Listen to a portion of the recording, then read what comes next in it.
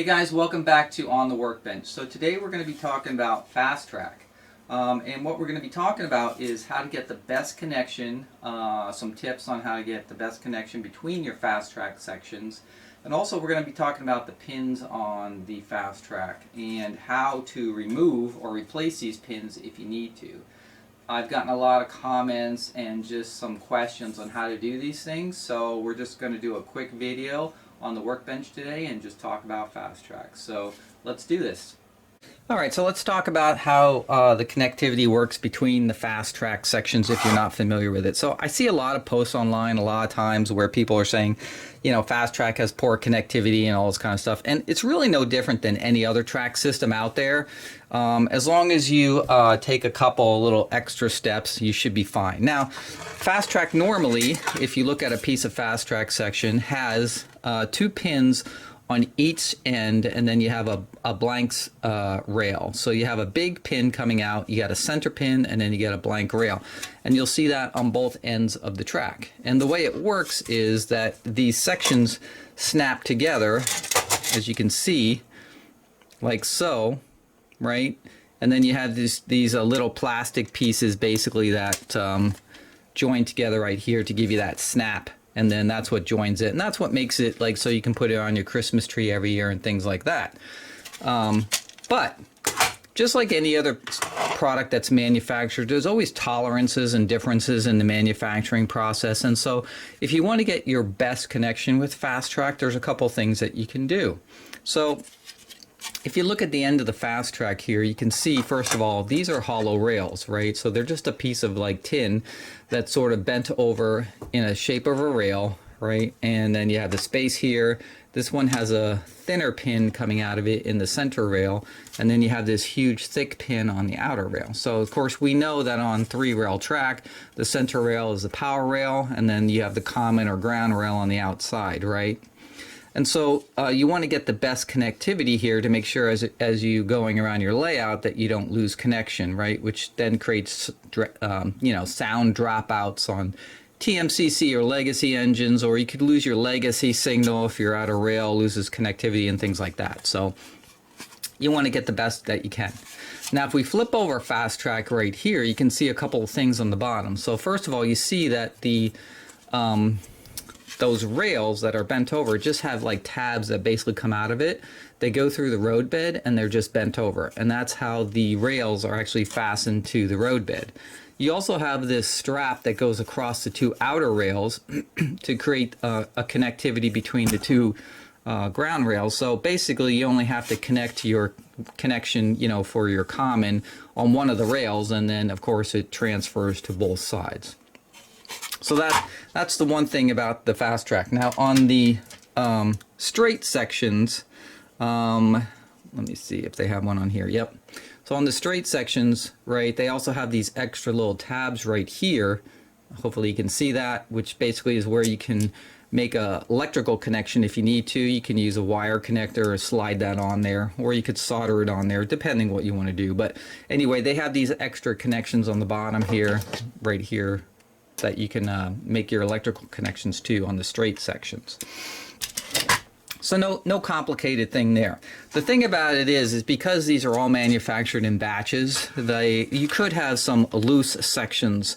So when you slide your sections together here, really what you want to have happen is on these outer rails, you want it to be tight against these big pins that are on the outside rail.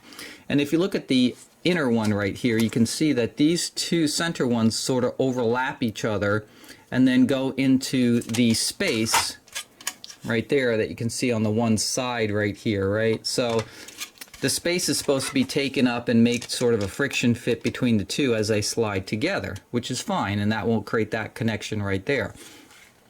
But that's not always the case. Sometimes they're a little loose. So when I was building my layout and I was actually putting my track down, you just do a very simple process, which is just take a needle nose pliers, and on the outer rail here, you just squeeze it a little bit. Not much. You don't want to squeeze it too much, because if you squeeze it too much, you're going to distort the rail. And then the rail is going to actually stick up higher than the rail that's mating to it, and you're going to have a bump there. So you just squeeze it a little to make it a little tighter, and you do that on both sides. So I did it on this side, and I would do it on the corresponding one over here on this side, right? I would do the same thing just to squeeze it just a little. And then on the center one, you're going to basically do the same thing, so you create another tight scenario right there. So on the center one, you're just going to do the same thing, squeeze it just a little right there. On the corresponding one, squeeze it just a little right there. And that should be it. And now when you put these two pieces together here, it should be a little bit snug, right? It shouldn't go really easy. You can see I had to push it a little to get it. And now I have it tight together, right? And it has a nice tight connection electrically between those. And then what I usually do is I run my finger over it to make sure that I haven't squeezed it too much, that there's a bump there or anything like that. And that's it. That's how you make a nice tight connection with Fastrack. Now, once you have that connection, if you're making a permanent layout, then this would be adhered somehow to your platform.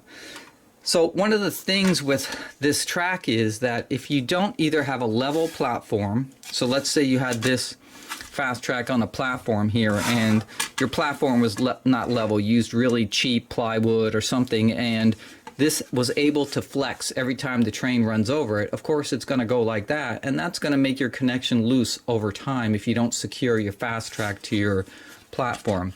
Now on my platform, it's screwed down with the screw holes every so often, so my track is pretty much solid to the platform, and then I have it ballasted so it's not going to ever move. And I've never once had an electrical problem or a signal issue on my layout in 7+ years since I put it down.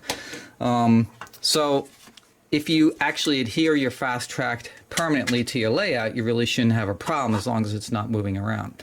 I have seen some videos where guys are talking about how they use like wire ties and all kinds of strange fastening things because they think for some reason that this space underneath here creates noise, and it's actually not true.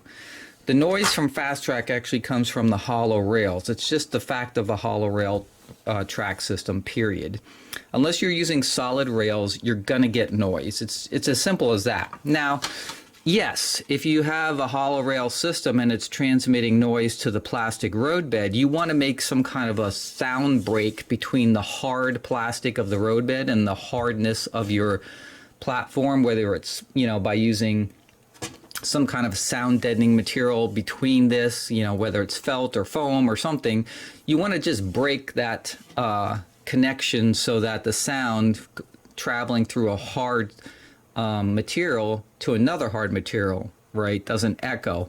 But as far as the underneath here, you're not really gaining anything by trying to fill this in. I've seen guys online try to fill this in with foam and then shave it off and do all kinds of crazy thing, and you're just not going to get any big benefit from that, because that's not what it's doing.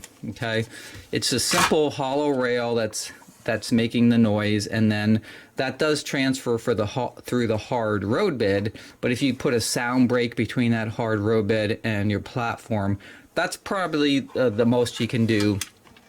And anything past that is kind of just a waste of time, and you're really not going to get any huge benefits. So, and I tested a whole bunch of things out when I was first putting my track down just to see the big difference, and there was really almost no difference by doing all these fancy other things that people have done. So just FYI, it's the hollow rail that's making the noise, not necessarily the hard roadbed. But again, like I said, you do want to put a sound break in between two hard surfaces. And that's it. So that's how you can make your connectivity a little better between your Fastrack. Now, what about the pins? So there is some kind of a sort of a strange thing with these pins that I want to just talk about here real quick. So I'm going to take these two apart. So if you notice on this piece of Fastrack, there's actually a pin right here, and it's broken. So let me actually pull this out here. And this just happened when I was doing this video. So let me see if I can get this out of here or not. Well, maybe I can't. There's not enough meat on there. But I'll show you how to get this out. But really what's happened here is I want to show you on this piece of Fastrack, which is an 072 curve here. If you look at this pin right here, this big pin, do you notice how it's kind of shiny? metallic, shiny. Same thing with this center pin right here, okay? So these pins, when you see them like this center pin, I could bend this a little bit, right? And you see I bent that in a little bit right there. No problem, right? So when they were making Fastrack, and I have no idea which years and batches these were made in, but the shiny pins are sort of the strong pins on the Fastrack sections. But if you get a section like this, which is an 072 half, if you notice, the pin on this is very dull. It's dull looking. And what that means is these are actually made out of a different type of metal for some reason. I have no idea why, but these are really brittle. They're almost like pot metal, a type of, I don't know, die cast, where if you actually bend them, these will break. And so when I was doing this video, I was actually putting these together right here, and when I took them apart, so this would have been, let's say that I use this for like a Christmas layout or something, and I was taking it apart every year. When I was just rocking it back and forth to take it apart, this pin snapped right off. And that's because of this type of metal that's being used on this particular piece of Fastrack. So I noticed that when I bought my Fastrack, the 072 half curves had this different metal used for the pins than the full 72 curves or the long 36-inch straights here, right? And so I noticed that when I was looking at them, the metal looked completely different on the pins. So I don't know if this was just, you know, a particular run where they use this metal and they stopped using it, or vice versa. I have no idea, because when I was buying my Fastrack, I was just buying it in batches and I wasn't really paying attention. But just an FYI, if you're actually buying your Fastrack in person and you're looking at these track sections, take a look at the pins that you're buying, and if it's a bin of Fastrack, you might want to dig through till you find shiny pins, because the ones with the dull pins on them are a more brittle metal and they'll break off a lot easier. And I actually broke a bunch of these when I was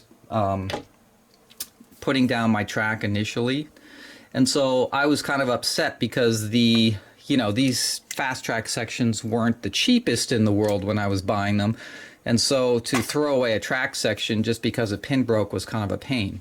And if you had a big track section like this 36-inch track section and you broke a pin, you'd be like, now I gotta throw this track away.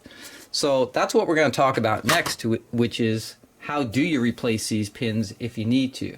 Now, you can't buy extra pins from Lionel, they don't sell them, but if you have some scrap tracks sections like this one right here, which I cut for different reasons, or whatever it is, you can remove the pins from these sections and then have a supply of pins like this if you needed them to fix a track section. So this one that I broke right here, not this one, this one right here,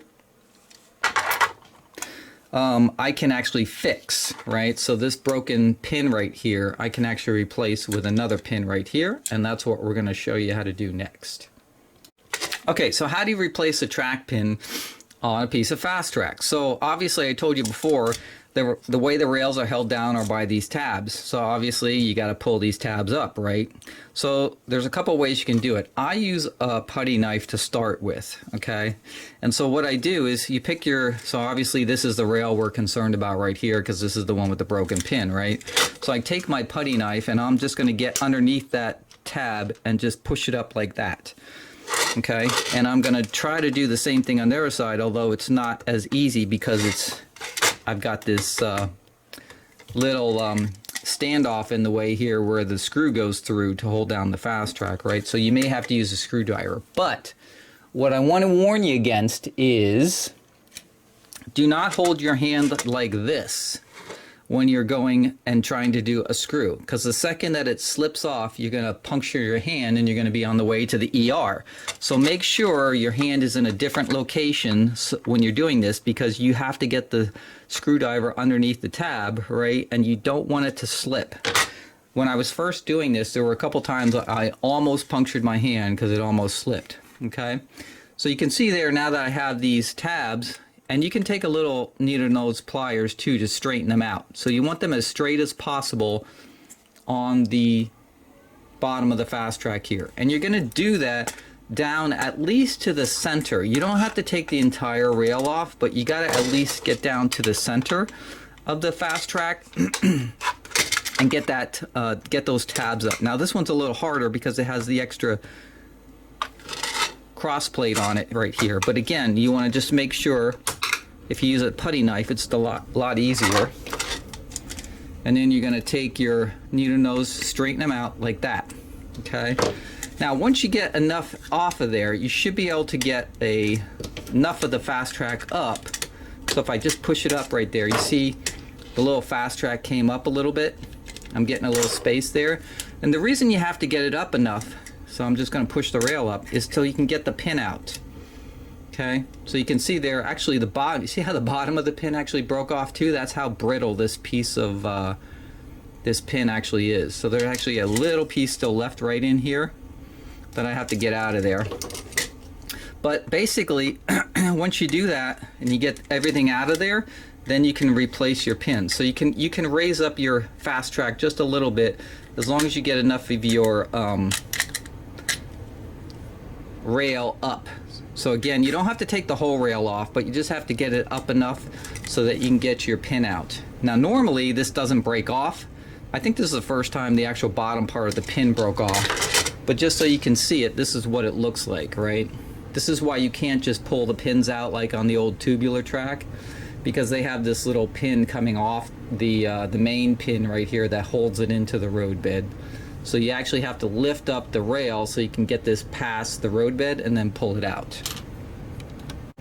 Okay, now that I have my pin out, now I can get another pin that I've gotten from another Fastrack, right, and just get it in there, right, until you get it into the hole, basically.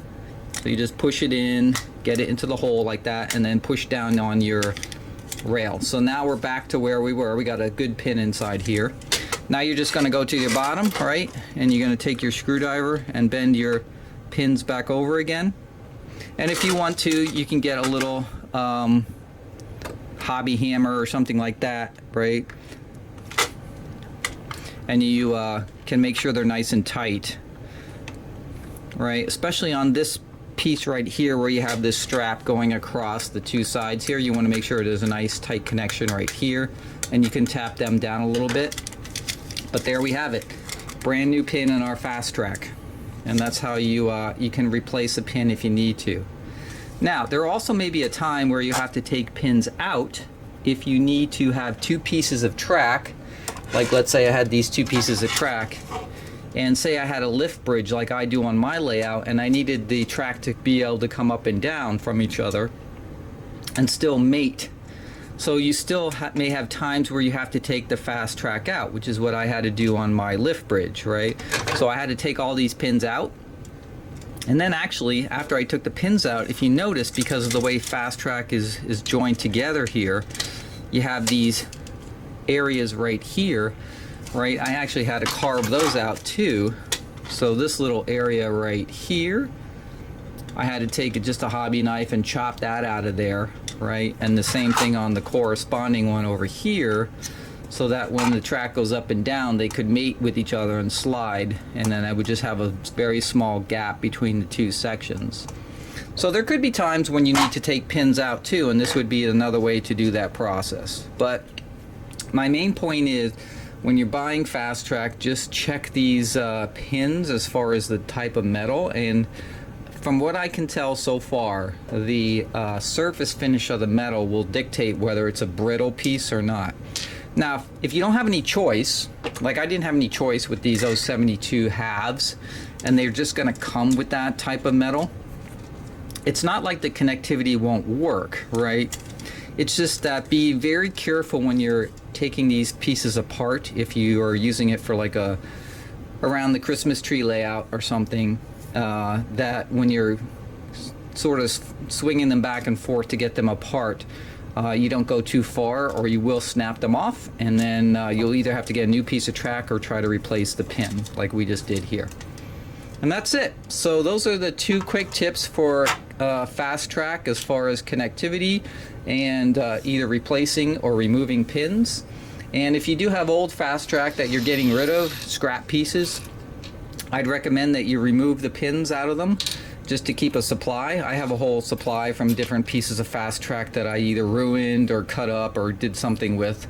And I took out the center pins and then the end pins too, and I just keep a supply of those in case I ever break them. So, alright guys, that's it.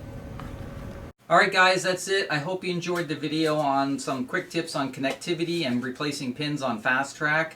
As always, make sure you hit the like button if you like this video, subscribe, and do the notifications so you get all future notifications on videos. And as always, I'll see you next time.